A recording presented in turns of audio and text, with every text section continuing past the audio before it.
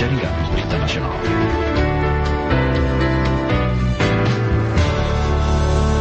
Baik, terima kasih Anda masih bersama kami dan pendengar bersama saya Panji. Kita akan buka di dialog dari Sudut Istana.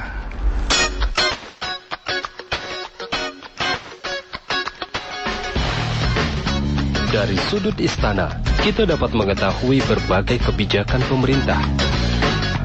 Dari Sudut Istana, kita dapat mengetahui kiprah para menteri. Dari Sudut Istana, kita dapat mengetahui berbagai aktivitas dan kebiasaan presiden yang tidak banyak diekspos media.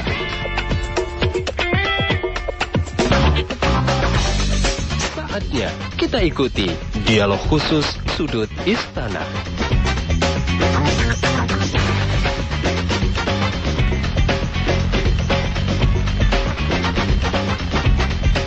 Dan pendengar dimanapun Anda berada, nanti Anda bisa ikut bergabung sama kami di dua line telepon di 021-384-4545 dan 386-6712 atau di SMS kami 081-399-3998888 pendengar. Topik kita adalah mengenai Panama Papers dan tax amnesty pendengar. Ya, Anda ketahui bahwa waktu lalu ada sebanyak 11 juta dokumen mereka yang mengemplang pajak atau menyembunyikan pajak pendengar di negara lain. Dan dari 11 juta dokumen itu ada sebanyak 2.000 nama di Indonesia yang disebut. Nah, apa tanggapan dari Istana pendengar? Untuk itu kami akan berbincang dengan dua narasumber. Yang pertama kami sudah bersama dengan staf khusus Mensesnek dan juga seorang praktisi hukum dengan Pak Alex Lai. Selamat sore Pak Alex. Sore Mas Panji. Apa kabar sore ini Pak Sehat? Baik. Luar biasa ya. Dan selain dengan Pak Alex, kami juga bersama dengan staf khusus Presiden bidang komunikasi dengan Pak Johan Budi SP. Selamat sore Pak Johan. Selamat sore Mas Panji. Apa kabar Pak? Baik, alhamdulillah. Hari ini Pak Jokowi di Bogor Pak ya? Oh enggak, di Istana tadi. Di Istana Bogor? Oh, enggak, di Istana Merdeka. Merdeka ya? Karena dia bilang sedang bahas resapel nih Pak. Betul? Saya kira tidak ada informasi itu sampai. Oh begitu ya? Jadi dalam waktu dekat belum ada resapel Pak ya? Saya tidak tahu. Saya memang sekarang lagi jadi isu, hot isu lah. Betul ya? Karena partai-partai pendukung ini sudah mulai angkat bicara Pak, jangan diganti gitu. Baik, saya coba ke Pak Alex dulu nih, sebagai staf khusus Mensesnek dan juga seorang praktisi hukum Pak ya. Panama Paper ada 11 juta dokumen yang bocor. 2.000 nama itu dari Indonesia. Apa artinya Pak Alex? Jadi sebenarnya yang perlu kita klarifikasi ya, Panama Papers itu kurang lebih adalah data orang-orang atau pihak-pihak termasuk perusahaan yang membuat atau mendirikan perusahaan di negara-negara dengan kategori safe haven ya. Jadi ada orang-orang yang memang mendirikan perusahaan tersebut dengan tujuan yang legitimate. Jadi praktek bisnis yang wajar, punya tujuan yang wajar, dan mereka juga melaporkan keberadaan perusahaan yang mereka dirikan tersebut dalam laporan pajak mereka. Itu sih sah-sah aja. Memang dalam praktek bisnis lintas negara, membangun perusahaan, mendirikan perusahaan di tempat tertentu itu umum dilakukan dan tidak melanggar hukum. Tapi ada kategori kedua di mana orang-orang yang membangun atau mendirikan perusahaan di negara-negara tersebut dengan tujuan melakukan penggelapan pajak. Jadi uangnya memang dihasilkan dari hasil-hasil yang legal, dari misalnya bisnis dan sebagainya, tetapi mereka sembunyikan di luar negeri dengan tujuan agar tidak terdeteksi aparat pajak sehingga mereka tidak perlu melakukan pembayaran pada pajak. Tapi ada kategori ketiga yang paling berat, yang sebenarnya bahwa orang-orang tersebut mendirikan perusahaan dengan tujuan untuk menyembunyikan harta mereka yang merupakan hasil kejahatan, apa itu hasil tindak pidana korupsi, narkotik dan sebagainya. Jadi kita harus bisa memilah dan melihat bahwa tidak semua dari 2.000-an orang atau pihak yang mendirikan perusahaan di negara safe haven itu yang diungkap oleh Panama Papers itu adalah pelaku tindak pidana. Gitu. Iya. Jadi kalau gitu untuk mereka itu masuk kategori pelaku kriminal, legal atau ilegal? Jadi ini memang tugas dari aparat di Indonesia, Dirjen Pajak, PPATK, dan KPK dan aparat penegak hukum yang lain untuk menjadikan data di Panama Papers ini sebagai acuan awal untuk melakukan penelitian sehingga bisa membeda-bedakan mana yang memang mendirikan itu dengan tujuan yang wajar yang umum dilakukan dan mereka ini bukan pelaku tindak pidana, dan mana yang memang bertujuan menggelapkan pajak atau bahkan menyembunyikan hasil tindak pidana yang mereka lakukan di negara tersebut. Jadi tidak semua dari 2000-an nama tersebut dapat dikatakan pelaku tindak pidana. Jadi ini tugas dari pihak polisi untuk memilah dan ya. Sebenarnya yang paling dekat untuk ini adalah Direktorat Jenderal Pajak. Karena ketika kita mendirikan perusahaan di luar negeri, itu kita sebenarnya memiliki kewajiban untuk melaporkan, karena itu berupa harta. Kalau memiliki perusahaan di luar negeri berarti kita pemegang saham perusahaan itu, dan itu kan adalah harta kita, dan kita wajib untuk mendeklar itu, melaporkan itu dalam SPT tahunan, kan laporan pajak tahunan. Nah, indikasi awalnya yang bisa dilihat ya Direktorat Pajak bisa mencocokkan kan nama-nama yang beredar tersebut dengan perusahaan yang mereka miliki, apakah itu dilaporkan dalam SPT pajak tahunan yang bersangkutan. Kalau mereka laporkan, ya mungkin transaksinya atau pendirian perusahaan itu untuk tujuan-tujuan yang wajar. Kalau tidak dilaporkan, nah ini yang harus diteliti lebih lanjut. Kenapa tidak dilaporkan? Apakah ini bagian dari kelalaian tidak melaporkan atau memang tujuannya untuk menyembunyikan hartanya di luar? Baik, Pak Johan, beberapa negara sudah memakan korban ya. Ada pejabat-pejabat yang sudah mundur ya. Dampaknya bagi Indonesia bagaimana, Pak Johan? Gini. Yang pertama, publik harus diberi gambaran secara utuh. Apa sih yang disebut dengan Panama Papers itu, dan nama-nama yang muncul itu nantinya gitu ya. Kalau misalnya itu akan diekspos dan publik mengetahui, itu apa pengaruhnya di dalam konteks pemerintahan Pak Presiden tentu saja. Karena sebelumnya sudah muncul ada beberapa nama yang dikait-kaitkan, ternyata itu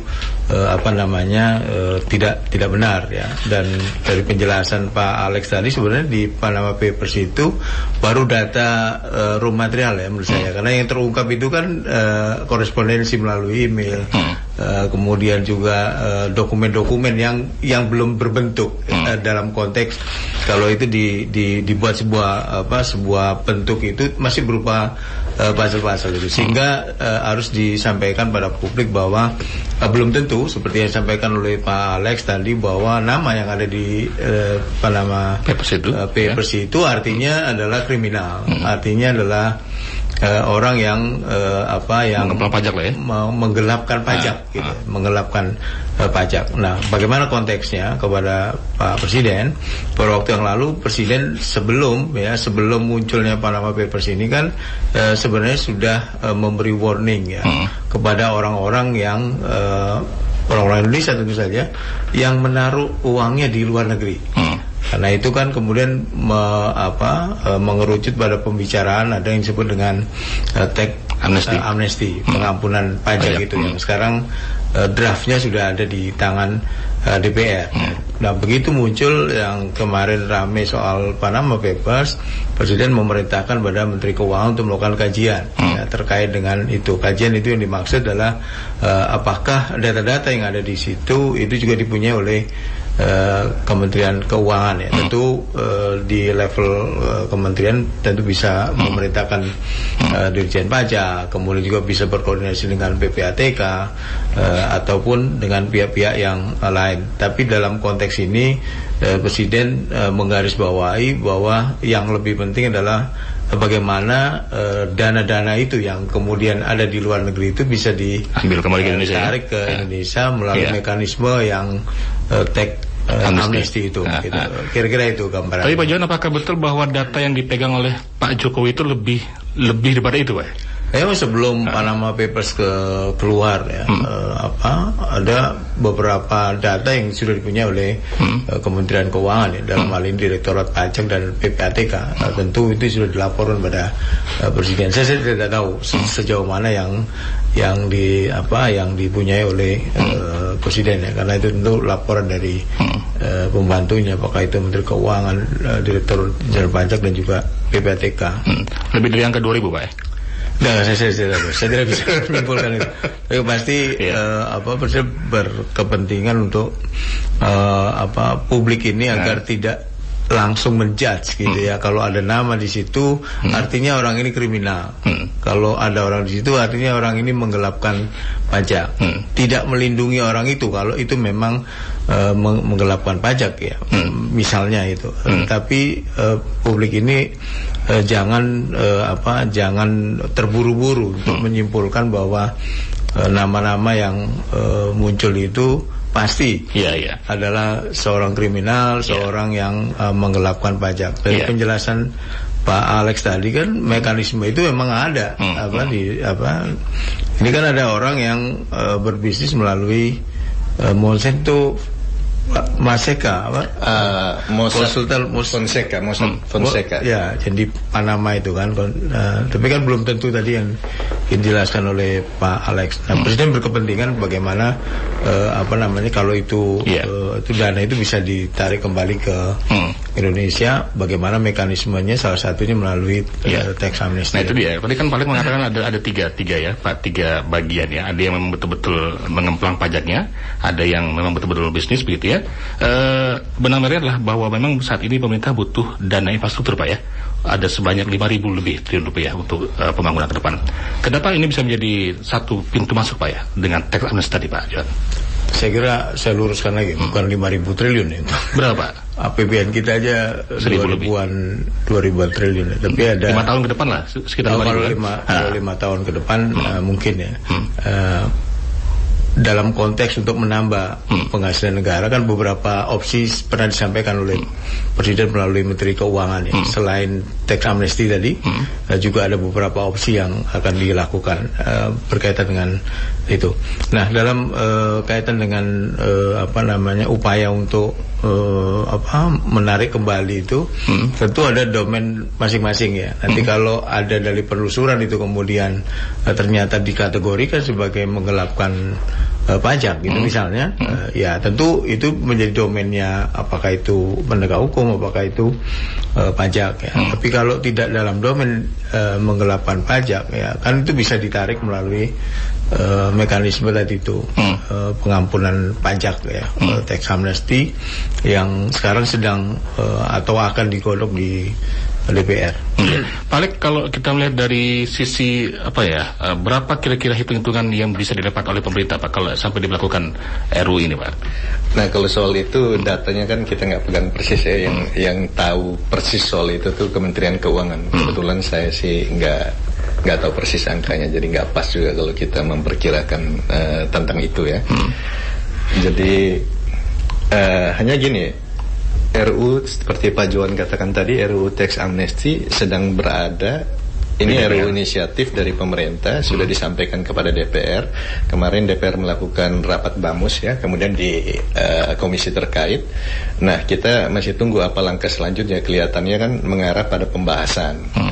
Nah, momentum yang ada ini sebenarnya menarik ini, karena di satu sisi ada muncul data Panama Papers, tapi saya ingin klarifikasi sedikit. Ada 2 data yang beredar sebenarnya. Satu yang namanya offshore leaks, itu kebocoran yang terjadi di tahun 2013, dan yang beredar di WhatsApp group, di BBM group maupun di sejumlah website itu adalah data dari offshore leaks. Jadi kebocoran di 10 yurisdiksi dari tahun kurang lebih 80 sampai dengan 2010. Yang bocor 2013 yang beredar ada sejumlah nama dan sebagainya. Nah, sedangkan Panama Papers ini bocornya 2015. Jadi ada orang yang membawa data server kepada wartawan di Jerman, dan dia kemudian mengajak IG gitu ini.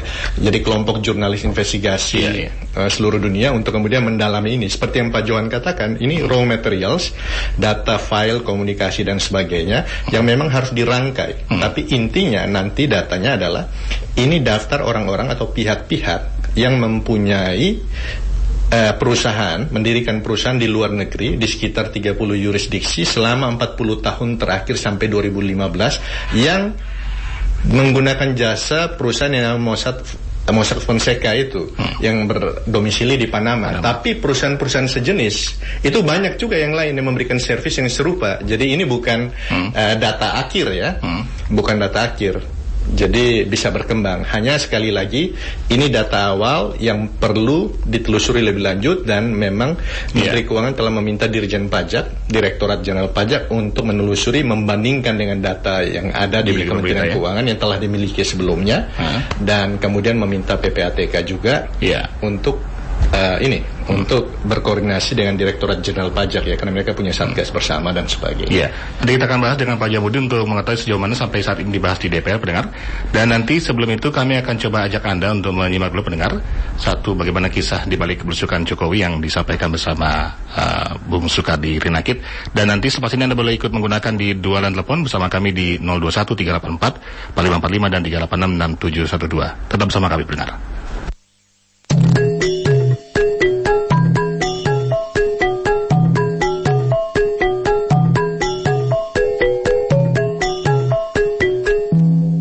Kecil di balik belusukan.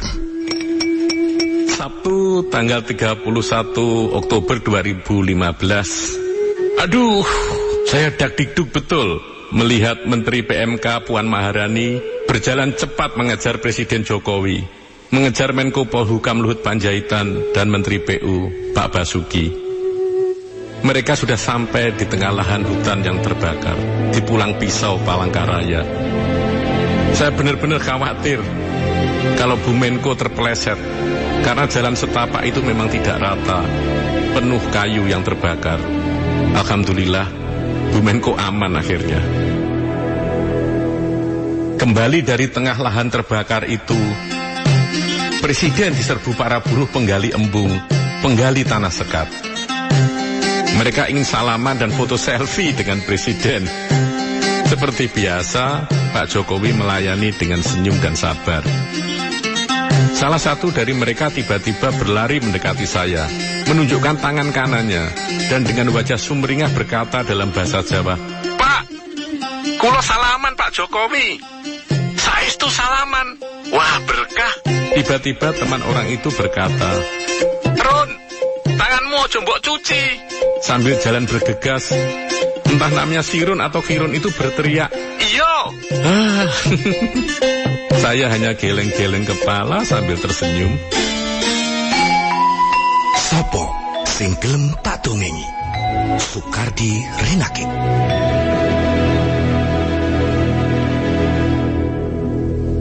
Demikian tadi pendengar, Anda sudah simak bagaimana kisah di balik belusukan seorang Presiden Jokowi ya. Jadi kalau tadi Pak Sukardi Rinakit itu begitu detail ya Mas Johan, Anda kan selama ini mendampingi Pak Jokowi ya. Seberapa capeknya Mas? Ya kadang-kadang saya ikut di dalam kunker kunjungan kerja beliau ya. Saya ingin sedikit menambahkan cerita tentang Pak Jokowi. Saya tidak dekat dengan Pak Jokowi ya. Saya juga tidak termasuk dalam orang dekatnya Pak Jokowi. Tapi saya sempat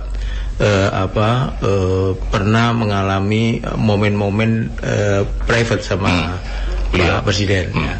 Ketika itu kunjungan ke Solo, dan kebetulan dari jarak Kunker dengan Solo itu di perjalanan sekitar 1,5 jam. Saya diajak naik mobil Presiden itu. Di dalam mobil itu saya cukup terkejut ya. Kalau Anda membayangkan seorang Presiden Republik Indonesia dengan berapa ratus juta, 200 lebih rakyat Indonesia, dan itu di mobil RI1, itu di dalam mobil itu cukup tercengang saya. Apa isinya Mas? Isinya itu ada minyak kayu putih di botol yang kemudian ada sasetan saya nggak perlu sebut inilah ya merek nanti. Minuman? Bukan, kayak obat untuk jamu-jamu di saset. Kemudian di belakang kursi itu kan ada juga satu toples kue ya, dan tidak bermerek itu di toplesnya itu. Saya kemudian pingin tahu gitu, tanya ke Pak Presiden dan Pak, mohon maaf, kalau boleh tahu kenapa istimewa sekali kue ini, apakah ini bikinan ibu? Saya bilang enggak, itu beli di toko di toko kue biasa aja. Memang saya suka dia.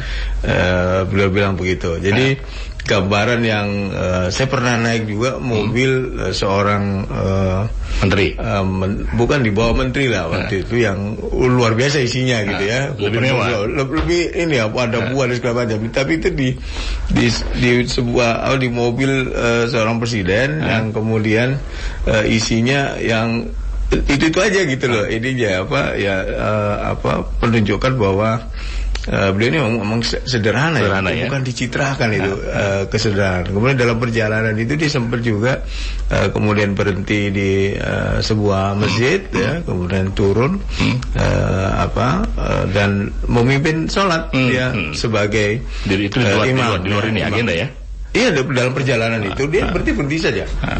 Pak Jokowi ini kan suka ya kalau ada dalam perjalanan itu kemudian banyak masyarakat, beliau kemudian turun menyalami, kemudian membagi buku itu kemudian napas dalam masjid dan itu juga yang saya juga kan baru pertama kali juga ya waktu itu yang ikut beliau kunker itu.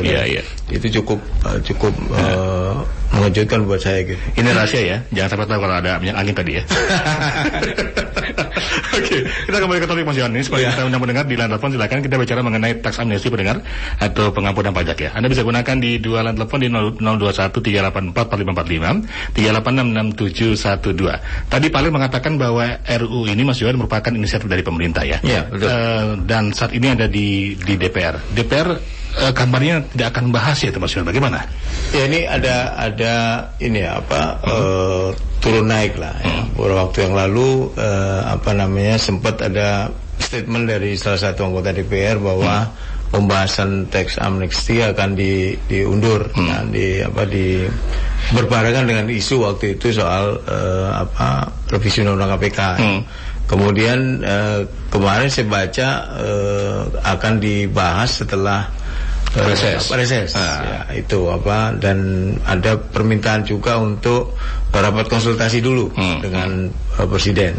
Ya, yang ingin disampaikan bahwa teks amnesty ini bukan untuk kepentingan presiden ya, tapi ini untuk kepentingan bangsa dan negara dalam konteks untuk menarik paling tidak menarik dana-dana yang ada di luar negeri milik orang Indonesia itu paling tidak itulah untuk bisa masuk berinvestasi di Indonesia dan juga dapat memasukkan dari pajak itu ya untuk menambahi APBN lah, kira-kira begitu. Oke, baik. Ini ada Pak Simamora, ada Pak Alek ya di Bogor, dan ada Pak Joni Tarakan. Halo, selamat sore Pak Simamora. Selamat sore Bung Panji. Sore juga, silakan dengan Pak Alek dan juga Pak Johan Budi ya. Topiknya bagus ya. Ya, Panama Paper, Singapura Paper ya, Amerika Paper, itu saya rasa tidak salah ya. Yang kita perbaiki sekarang, saya teringat jadi waktu pergi sering main ke Singapura, sering nanya-nanya ya. Di Singapura itu kalau masuk dana malah disanjung loh seperti raja ya. Saya yakin dengan Pak Jokowi ini hampir mirip dengan almarhum Lee Kuan Yew ya. Mudah-mudahan diterapkan di Indonesia. Ya, kalau bisa ya jangan seperti presiden-presiden terdahulu lah ya. Kalau datang banyak duit dipalak ya. Ya, saya yakin Pak Jokowi bisa membujuk dengan cara-cara tersendiri. Mudah-mudahan Singapura seperti di Jakarta seperti Singapura, Indonesia seperti Singapura. Baik. Saya rasa dengan adanya momen atau topik pada malam hari ini, saya yakin Pak Jokowi pasti sanggup untuk mampu untuk menyelesaikan Indonesia untuk ke depan. Baik, ya. Terima kasih. Dari Tarakan, Pak Joni, selamat malam Pak Joni. Selamat malam Bung Panji. Silakan dengan Pak Alek dan juga ada Pak Johan Budi ya. Ya, selamat malam Bung Alek dan juga Pak Johan Budi ya. Selamat malam Pak Joni. Ya, jadi begini, saya sebagai warga di Tarakan Kaltara ini berpendapat ya, penganuan pajak bagi pengusaha yang memarkir dananya di luar negeri sebenarnya bukan solusi satu-satunya ya, karena pengusaha juga bukan menghindari tanpa sebab. Ini yang diantaranya menurut saya juga masih adanya juga kepentingan dalam membayar pajak dari pengusaha dan juga pejabat yang berwenang dalam pembayaran pajak. Ini yang harus saling menguntungkan salah satu pihak sehingga tidak ada deal. Ini ada kepentingannya sendiri-sendiri. Dan juga tidak adanya trust yang pajak yang masih diberikan, namun masih terjadi penyalahgunaan. Sehingga menurut saya sistem pembayaran pajak lah yang harus juga dibenahi dari aparatur yang berkaitan dengan pajak. Kemudian juga diberi keadilan. Ya, pengamuan pajak ini seakan-akan pemerintah terlalu berat bebankan pajak pada pengusaha. Ini sudah memberikan ketidakadilan. Warga biasa sudah rutin untuk membayar pajak tanpa memperoleh kejelasan dan tanpa pengampunan yang pajak yang diberikan. Sehingga jika memang semua pengusaha menyimpan dananya di luar negeri sebagai pengemplang pajak dari hasil penyalahgunaan anggaran, sehingga seharusnya bukan diampuni, namun ditindaklanjuti lah secara hukum. Apa tuh? Pidana gitu, Pak? Lebih menguntungkan menyimpan dananya ke luar negeri ya. Siap. Terima kasih Pak Joni ya, ditarakan ya. Kita buka lagi. Pak Alex, silakan tanggapan Pak Alex. Ini harus evaluasi ya. Menarik ya disampaikan oleh Pak Joni ini, dan pemerintah menyadari itu. Oleh karena itu Menteri Keuangan itu akan mengajukan revisi Undang-Undang Ketentuan Undang-Undang Perpajakan untuk menurunkan pajak penghasilan dari badan usaha ya, dari yang 25% menjadi 20%. Itu diusulkan untuk dibahas bersama dengan DPR. Karena di satu sisi seperti yang Pak Joni katakan, ya kita pun harus juga berbenah dengan melihat ke negara-negara sekitar seberapa besar tarif pajak yang kita terapkan, apakah ini cukup kompetitif dengan negara-negara sekitarnya, sehingga atau lebih tinggi Pak ya? Kalau kita relatif lebih tinggi, kalau 20% menurut Menteri Keuangan yang saya dengar itu relatif kompetitif dari 25 ke 20 ya, betul 25% ke 20% untuk badan usaha ya. Nah itu di samping ada keinginan untuk menarik dana-dana yang diparkir di luar negeri. Pemerintah juga menyadari untuk mencegah di kemudian hari orang kemudian lebih suka memarkir dana di luar negeri, iklim usaha, peraturan perpajakan perlu dibenahi, dan itu yang dilakukan oleh pemerintah yang sekarang ini. Tapi apa yang bisa kita ambil dari Singapura, Pak? Tadi Pak Singapura mengatakan di Singapura kan sangat murah sekali, Pak ya? Sangat murah sih enggak juga, hanya memang sedikit lebih murah daripada kita. Kalau dengan tarif yang sekarang memang agak banyak itu. Dia belasan persen, 18 atau 17, saya lupa persis angkanya ya. Tetapi di tahun 2018 nanti itu ada instrumen internasional yang mewajibkan negara-negara anggotanya untuk saling memberikan informasi manakala ada negara lain yang warga negara yang mempunyai harta atau simpanan di negara yang bersangkutan. Jadi memang sebentar lagi 2018 akan terbuka orang Indonesia yang punya harta di mana, di luar negeri dan seterusnya. Jadi tanpa ada Panama Papers sekalipun akan terbongkar. Nah, ketika itu terjadi, maka aparat pajak pasti akan bertindak. Akan dicek harta-harta tersebut sudah pernah dideklar nggak, sudah pernah dilaporkan nggak di dalam laporan pajak yang bersangkutan. Kalau belum dilaporkan akan dianggap sebagai penghasilan yang belum dipajak. Dan itu besar pajaknya ya kalau 25% ya lumayan besar, disertai dengan denda yang maksimum 48%. Jadi memang pilihan dari para pihak yang punya harta di luar negeri ini adalah untuk mengembalikan hartanya ke Indonesia dalam skema pengampunan pajak yang kalau RU-nya disetujui itu tarifnya jauh lebih murah ketimbang dia harus menghadapi aparat pajak dengan tarif 25% plus denda 48% itu. Nah, maksimum 48% denda 2% per bulan itu. Dan juga ada instrumen yang akan berlaku yang memaksa setiap negara anggotanya untuk mendeklar harta dari negara yang lain. Jadi momennya memang tepat di sini. Walaupun kita juga harus memperhatikan aspek keadilan juga dengan memilah-milah sumber dana yang diparkir di luar negeri tersebut. Kalau itu hasil kejahatan-kejahatan yang serius seperti korupsi, narkotik dan sebagainya, itu treatmentnya harus sangat berbeda ketimbang orang-orang yang memang hanya melakukan pelanggaran pajak Pak Joni, kan pemerintah berharap agar tanggal 29 April bisa dibahas ya, tuntas itu Pak ya. Kenapa nggak harus tunggu sampai dengan tahun 2018 tadi yang dikatakan Pak Alex tadi Pak Joni? Ini pembahasan tax amnesty. Nggak sebenarnya mau diselesaikan sekarang kalau tax amnesty. Pemerintah itu justru berkepentingan agar ini segera selesai. Bola kan sekarang di tangan DPR. Jadi kapanpun DPR siap ya pemerintah siap gitu, Presiden siap. Saya sedikit mengomentari Pak Alex ya, Pak Joni tadi. Memang harus benar sampaikan Pak Joni tadi, harus ada klasifikasi, harus ada pemilahan lah, mana yang harus mana yang harus dipajakin secara besar gitu ya, biar ada asas keadilan tadi disampaikan oleh Pak Joni. Tapi di sisi yang lain sebenarnya tax amnesty itu bukan untuk mengampuni yang tadi itu orang korupsi, bukan itu sebenarnya. Jadi ini yang perlu diluruskan, bahwa tax amnesty itu tidak dimaksudkan untuk orang korupsi kemudian melarikan itu kemudian didenda berapa persen tadi seperti Pak Alex sampaikan. Bukan, kalau itu diusut secara hukum ya. Tapi yang itu adalah yang disimpan di luar negeri, yang kemudian tidak terkena pajak oleh ini. Nah, itu dikasih ringanan ya. Kemudian laporkan secara jujur. Nah, kalau itu akan dipotong berapa persen tadi? 2, 4 dan 6 tergantung kapan dia mendeklarasikan. Jadi bukan untuk orang-orang yang kejahatan korupsi, narkoba dan sejenisnya itu kemudian mengaku lalu bukan itu. Jadi agak berbeda itu. Oke, baik. Jadi yang dimaksudkan Pak Johan tuh misalnya ini, ada perusahaan di Indonesia menjual produknya, diekspor ke luar negeri, dibayar, tapi dia nggak balikin uangnya ke sini, dia simpan di luar dan dia tidak laporkan ini sebagai penghasilan. Yang kemudian yang seperti inilah yang ingin ditarik masuk kembali ke Indonesia. Jadi uang itu diperoleh melalui bisnis yang halal, tetapi dia tidak melaporkan sebagai penghasilan, dan dia simpan itu di luar negeri. Tapi kalau uang merupakan hasil kejahatan yang seperti kita sebutkan tadi, narkotik, korupsi dan sebagainya, itu memang bukan itu yang dituju. Kalau itu memang proses hukumnya tetap akan berlangsung. Gitu. Ini ada Pak Icun di Padang. Selamat sore Pak Icun. Selamat sore. Sore juga. Silakan Pak dengan Pak Alex dan juga ada Pak Johan Budi, Pak. Baik. Ya baik. Mungkin yang saya tanyakan sebagai orang awam ini, Pak.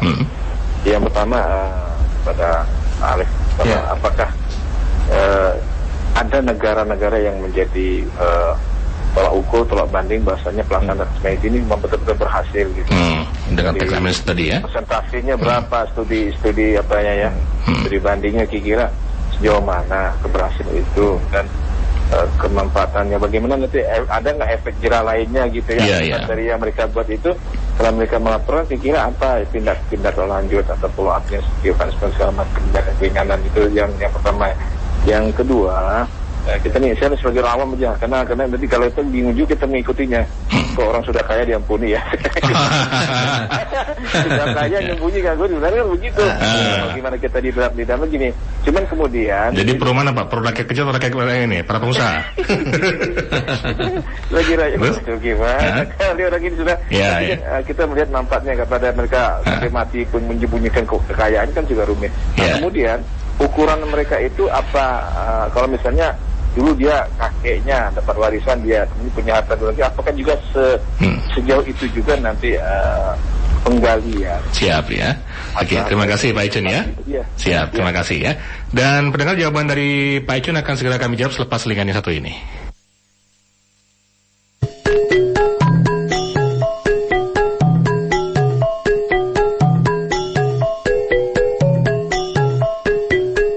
Catatan kecil di balik blusukan. Jumat 30 Oktober 2015, jam 8.12 pagi waktu itu. Presiden Jokowi dan rombongan menyusuri sebuah gang menuju rumah evakuasi balita korban asap di RT 01 RW 2, Kampung Hulu 5, Palembang. Sebelum mencapai rumah itu, Presiden melihat seorang ibu dengan anak perempuannya yang duduk di kursi roda menderita disabilitas, ikut menyambut kedatangan Presiden di tepi gang. Pak Jokowi lalu mendekati anak itu, menyapa, mengajaknya salaman, dan mengelus tangannya. Ketika Presiden dan rombongan berlalu, saya melihat mata ibu itu berkaca-kaca. Saya hanya membayangkan jika ibu itu adalah emak saya. Emak pasti sangat terharu dan bahagia melihat saya disapa Presiden seperti itu. Sopo sing gelem tak dongengi. Sukardi Renake.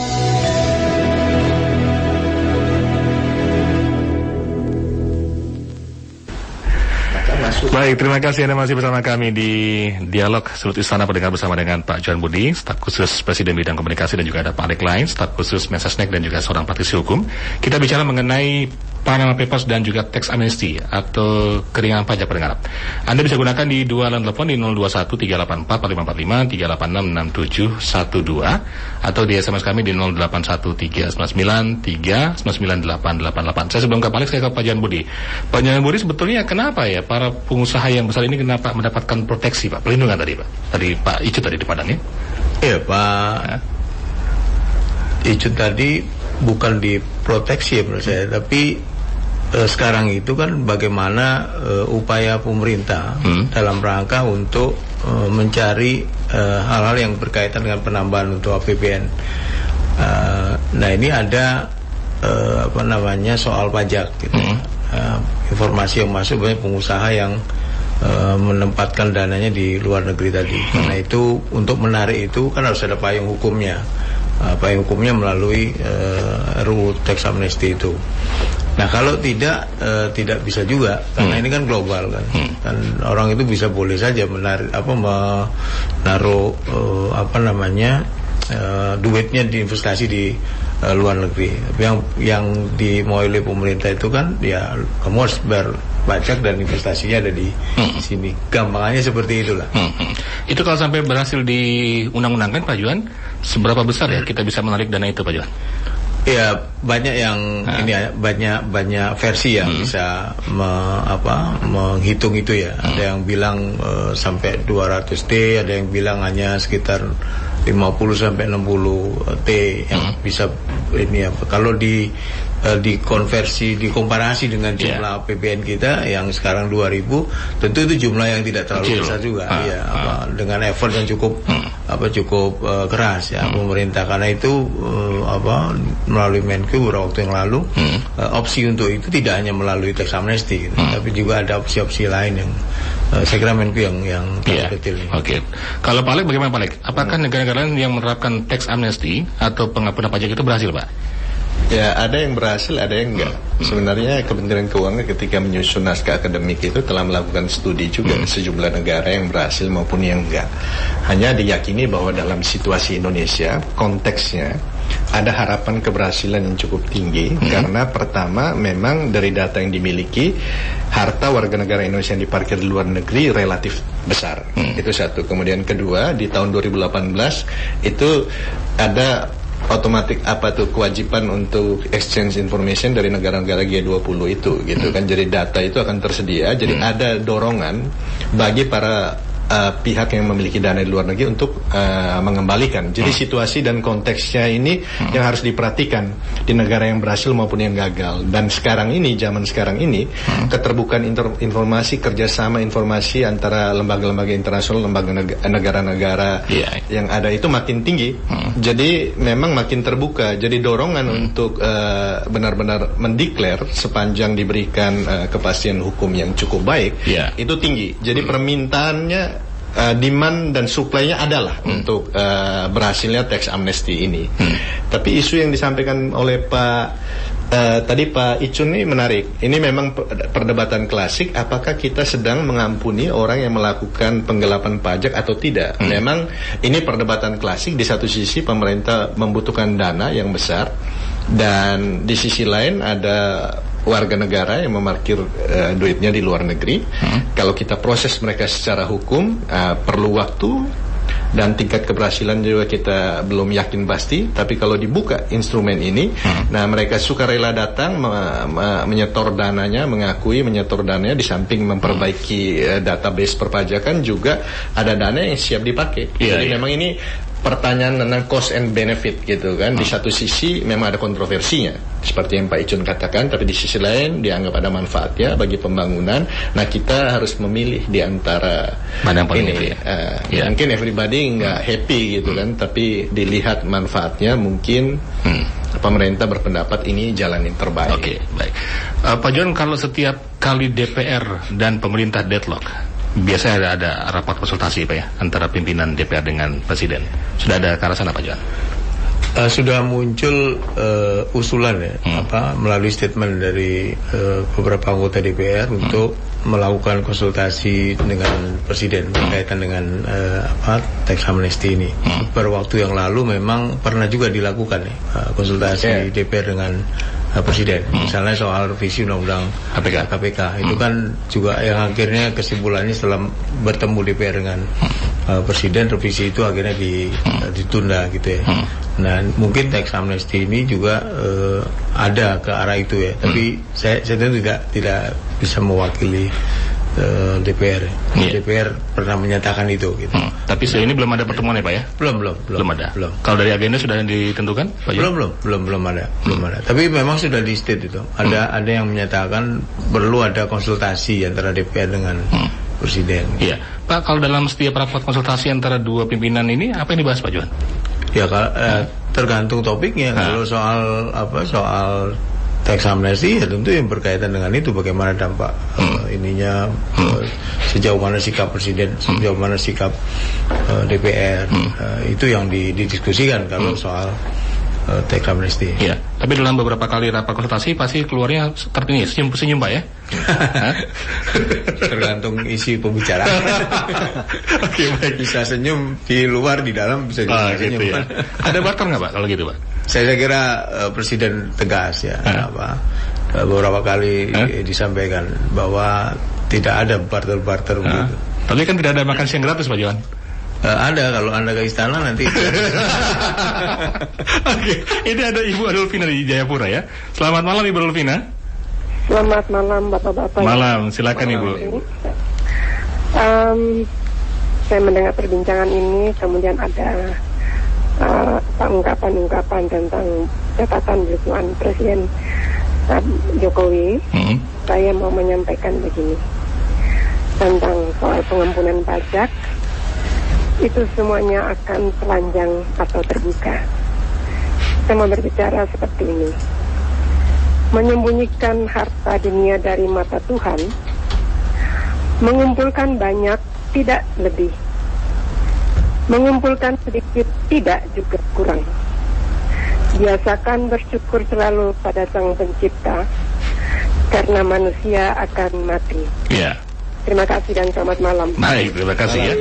Oke, ini Pak Alex, kalau nanti DPR tidak mencapai titik temu Pak ya, ditunda sampai dengan sesuatu yang tidak tentukan, apakah artinya kita harus menunggu sampai tahun 2018 tadi Pak Alex? Saya pikir kan seperti yang disampaikan oleh Menteri Keuangan atau Presiden sebelumnya kalau nggak salah, bahwa memang pemerintah itu menyiapkan dua skenario kan, APBNP tanpa teks amnesti dan APBNP dengan teks amnesti.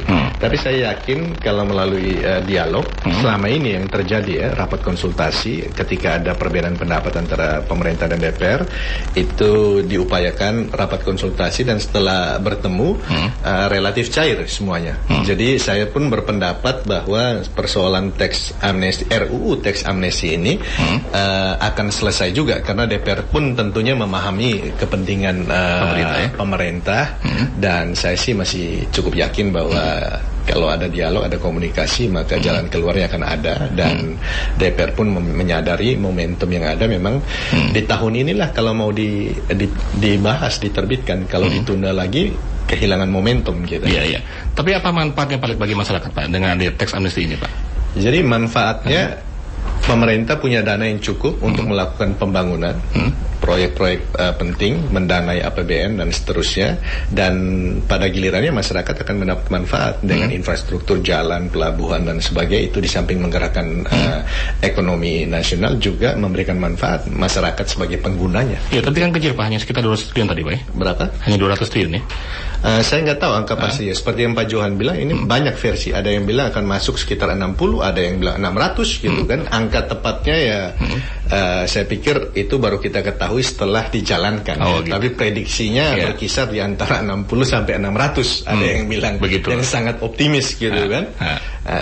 Jadi sebenarnya tujuannya bukan cuma sekedar mendapat dana saat itu, tapi ini juga bagian dari memperbaiki database perpajakan yang ada di kita, dan dana yang udah masuk itu ya diharapkan untuk bisa diinvestasikan. Cuman sekedar dia membayar 2% tapi tetap memarkir di luar negeri, tetapi dia harus datang ke Indonesia memarkir untuk diinvestasikan. Itu yang sebenarnya diinginkan oleh pemerintah. Ada dua, satu, bayar pajak untuk dana APBN, kedua, uang tersebut masuk dalam instrumen-instrumen yang ada di Indonesia sehingga bisa digunakan untuk diinvestasikan. Tapi Pak, Saudara Besar, para pengusaha, para nama tadi itu dia nanti kalau sampai dilakukan nih Pak tax amnesty ini. Ya, kalau pembicaraan di belakang panggung gitu kan, mereka juga resah punya dana di luar negeri, tapi nggak bisa dipakai. Dan sebentar lagi akan diketahui oleh pemerintah Indonesia keberadaan dana itu dan akan dikejar, dan jadi susah mereka keterbatasan untuk memakainya. Jadi ada kepentingan juga dari mereka untuk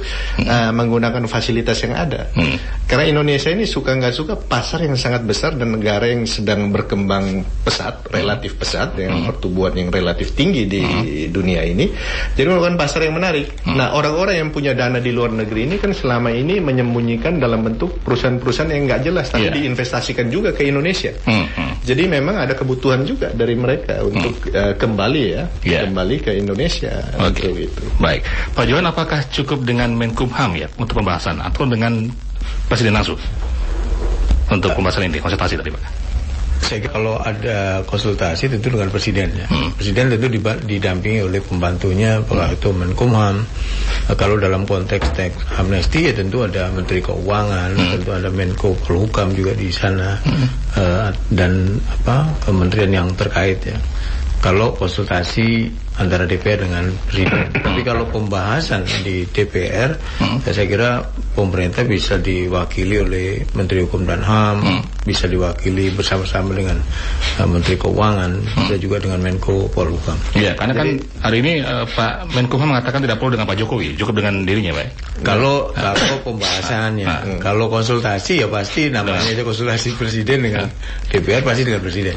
Saya paham tuh konteks dari pernyataan Menkumham. Jadi Menkumham berpendapat bahwa ini sikap pemerintah udah jelas, bahwa ini RUU ini diusulkan pemerintah, berarti memang dikehendaki juga oleh Pak Jokowi sebagai presiden, dan presiden telah menunjuk Menkumham dan Menkeu menjadi wakil dari pemerintah, wakil dari presiden untuk membahas dengan DPR. Jadi dengan keterbatasan waktu yang ada, yang sebentar lagi juga DPR akan reses lagi gitu kan.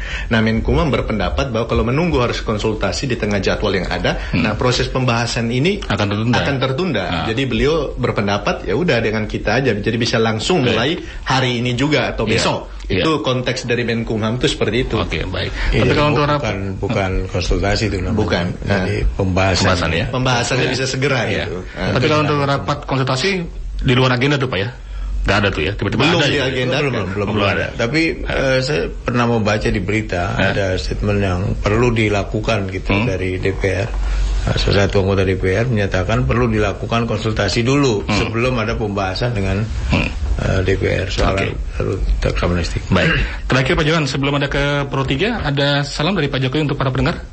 Ya, tentu Pak Presiden selalu menyampaikan salam pada pendengar dari Pro 3. Jadi tidak ada makan siang gratis Pak ya?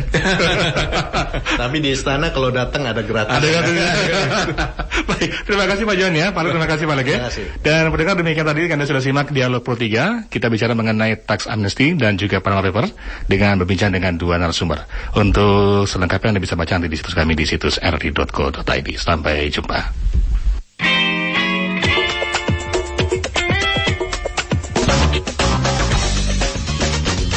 Telah kita ikuti Dialog Sudut Istana.